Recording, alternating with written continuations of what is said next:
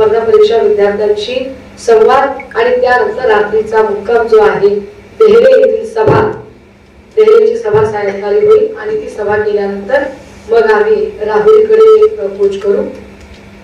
या एकूण प्रवासामध्ये लोकांचे प्रश्न समजून घेताना विशेषतः अहमदनगरचे प्रश्न गेले 3 दिवस जेव्हा मी समजून घेते त्यावेळेला इथल्या कांदा उत्पादक शेतकरी जो कांद्याला भाव नाहीये म्हणून प्रचंड त्रस्त आहे, त्यासोबतच दूध विक्रेता ज्याच्या दुधाचा भाव साधारणतः 20 रुपये पण तेच दूध पॅकेजिंग झाल्यानंतर 60 रुपये भावापर्यंत जातं।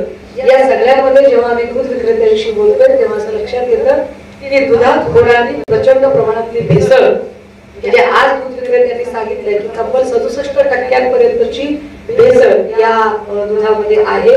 भाजीपाला विक्रेत्यांची पुन्हा तीच अडचण। वेगवेगळ्या सेक्टर मधल्या लोकांशी बोलताना लोकांनी जी सगळ्यात मोठी नाराजी व्यक्त केली ती इथले ताबेदारीची प्रकरण, इथले शिवाजीराव कर्डिले असतील, जगताप असतील किंवा विखे असतील, या सगळ्यांचाच एकूण जर आव्हानं जर बघितली तर या सगळ्या मिलीभगतचे परिणाम म्हणजे इथली वाढत चाललेली ताबेदारी, दिसेल त्याचा प्लॉट ताबा मारणे आणि गोरगरीब लोकांना लुटत राहणे। लोक इतके पिचलेले आहेत, इतके अडचणीत आहेत की लोक समोर येऊन बोलतही नाहीत की या मोठ्या राजकीय लोकांनी आमच्या जागा बळकावलेल्या आहेत।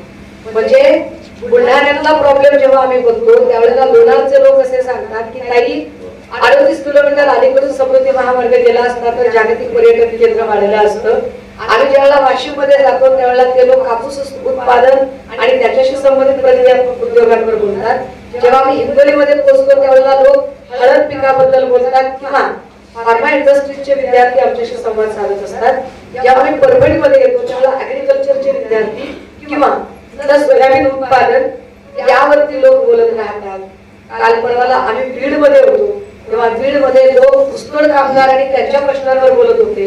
आम्ही अहमदनगर मध्ये ज्यावेळेला आता चर्चा करतोय त्यावेळेला सगळ्यात जास्त तक्रारी कुणाच्या आहेत तर त्या ताबेदारी करणाऱ्या लोकांच्या होत्या। या ताबेदारी म्हणजे इतक्या वाढीव झालेल्या आहेत की यातल्या कित्येक लोकांची जेव्हा कागदोपत्री अर्ज आले तेव्हा असं वाटून गेलं की अरे या सगळ्या लोकांचा काय प्रॉब्लेम असेल, आणि अनेकांनी सांगितलं की ताई आमच्या सोबत एकदा चला, मी प्रयत्न करेन, जर आचारसंहिता लागायला वेळ असेल तर या सगळ्या ताबेदारीच्या प्रकरणावरती या सगळ्याच लोकांना एकत्रित करून अहमदनगर